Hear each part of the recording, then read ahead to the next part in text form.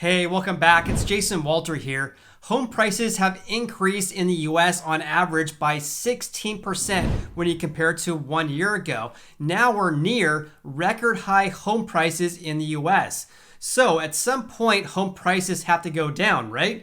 The big question is when? All right, let's face it, no one has a crystal ball, and I'm definitely no exception because I always tell people my crystal ball broke a long time ago and it's held together with duct tape. However, there are some key leading indicators that we definitely should track so we can see a housing crash or a housing correction coming even before it's here.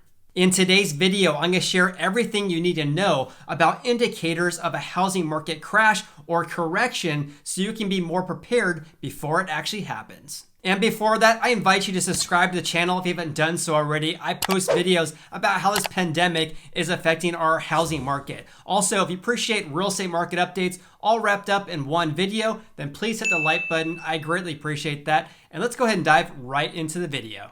I want to first start off by saying that we should definitely be looking at current listings versus sold listings. This is because sold listings only give you an insight about what our real estate market was 30 to 60 days ago. This is because when a seller accepts an offer from a home buyer, usually it does not close escrow or the sale does not get finalized for 30 to 60 days after that time. All right, so my first indicator of a housing market crash or housing correction coming is when housing inventory increases. If housing inventory increases only slightly, then there's enough buyer demand right now to absorb those new listings. In contrast, though, if inventory absolutely skyrockets or it increases over a long-term trend, then that could be an indicator that our housing crash or housing correction is coming. When housing inventory is very high, home buyers have more options available to them. In contrast, sellers may have to compete against each other and lower their asking prices in order to attract a home buyer. Home buyers can then negotiate the best price for a home because they simply have more options available. In contrast, housing inventory right now is very, very low. So home sellers can get multiple offers, they can sell their houses very quickly, and at times they can sell it for over their asking price. In addition, buyers at times are willing to pay more than the appraised value of the property, and this is all causing home prices to increase. According to Black Knight, so far in 2021, new listings were down 16% and 21% year over year in January and February, respectively. There are also 125,000 fewer listings over the first 2 months of 2021 when you compare that to 2020, and that has decreased housing inventory by 40% compared to a year ago. In other words, we're not seeing an indicator of a housing market correction or housing crash due to a lack of housing inventory because inventory is actually headed in the opposite direction, down and not up.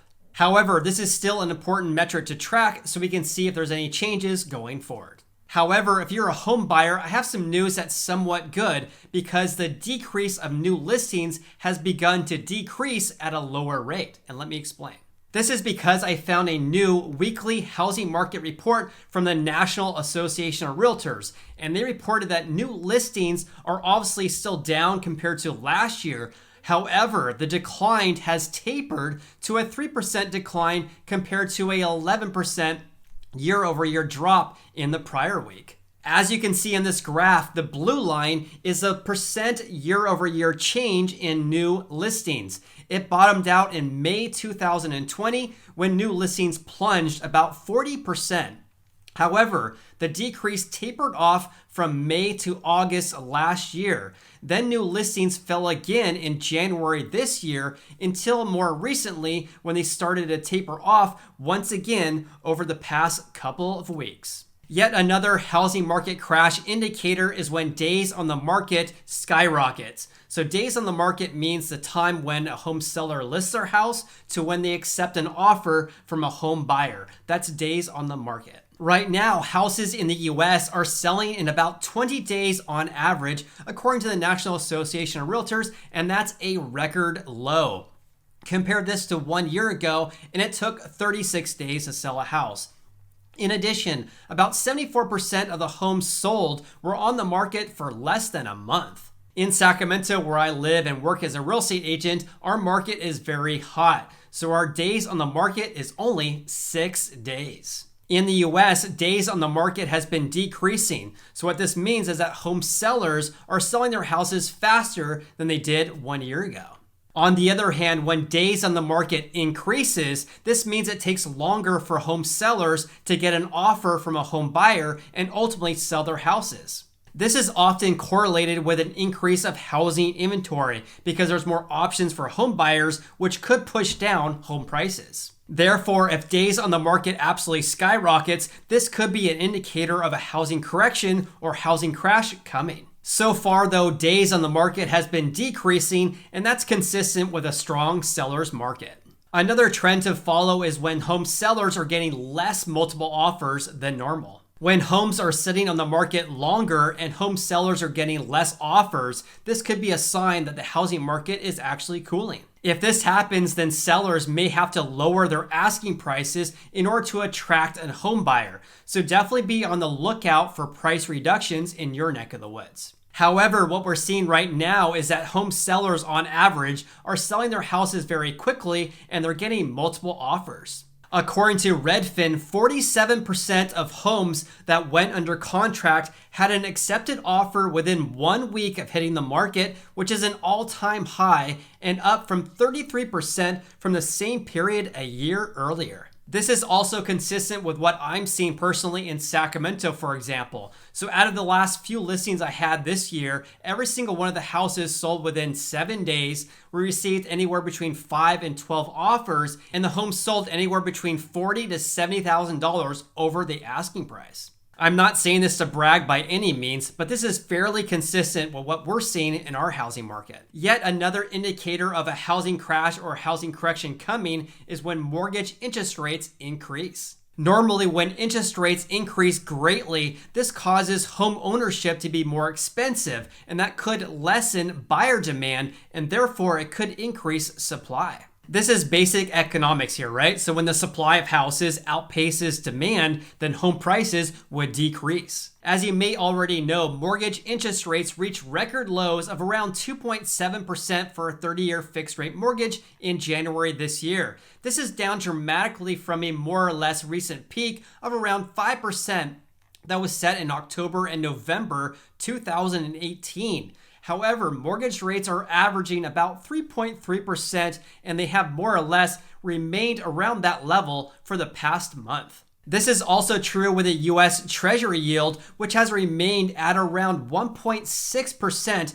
over the past month as well. And that's one reason why mortgage interest rates have not increased lately. However, if mortgage interest rates were to skyrocket from now, this could have a negative impact on our housing market.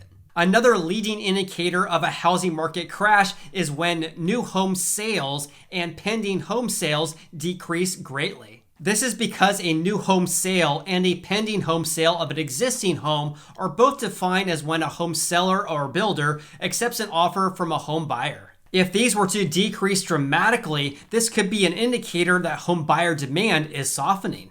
Be careful about this though, because don't get clickbaited, because as I reported in my video the other day, pending home sales of existing homes actually decreased 10.6% from January to February this year, with all regions showing a decline. The reason why I mention this is because pending home sales decreased, but that was mainly due to record low inventory. If we had more houses available for sale, we would have had more pending home sales. In addition, the sale of new homes in the US actually decreased 18% from January to February this year, but it's still 8% above last year's sales. However, if new home sales and pending home sales continue to drop over the months to come, especially as we're in the spring home buying season, this could mean that home buyer demand is weakening. Yet another housing market crash indicator to look at is mortgage applications for home purchases. For example, if there's less people applying for a mortgage application to purchase a house, this could mean that home buyer demand is weakening as well. And the most recent stat that we have right now was actually released today from the Mortgage Bankers Association. So they reported that mortgage applications, which includes refis, actually decreased 5% from 1 week earlier. However, their unadjusted purchase index was 51% higher than the same week 1 year ago. The mortgage applications for home purchases is what we really want to track and not refinances, because refinances are really just tied to mortgage interest rates. Here's a graphic I found on the Mortgage News Daily's website to show you how the MBA's purchase index has changed over time. The dark line is the change in mortgage interest rates, and the orange shaded section is the MBA's purchase index. As you can see, the purchase index has more or less been increasing since late 2018, early 2019, when rates started to decrease. The index obviously plunged when this pandemic hit in March 2020, but it skyrocketed April through July. It's down so far this year, but it's too early to tell if this is a long-term trend or a short-term trend. However, here's something very important that I want to bring to your attention. So take a look at the correlation between rising rates this year versus a decreasing purchase index. As rates skyrocketed this year, the index dipped as well. Again, this is a short-term trend, so let's see if this becomes a long-term trend, right? So if mortgage applications continue to fall, this could be an indicator that home buyer demand is waning. In contrast, if mortgage applications actually increase for purchases, this could mean that home buyer demand is still strong. And of course, stay tuned on the channel. I'll keep you updated as much as I can. If you enjoyed watching this video, please hit the like button. I greatly appreciate that. And also consider subscribing as well. You also can follow me on Instagram. I'm Sacramento Realtor. Hope you have an awesome day and look forward to seeing you on the next video.